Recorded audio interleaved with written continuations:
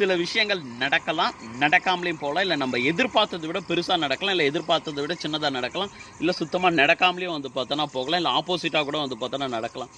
என்ன நடந்தாலும் அவற்றை ஏற்றுக்கொள்ளக்கூடிய வந்து பார்த்தோன்னா மனப்பக்குவத்துக்கு வந்து வந்துடுங்க.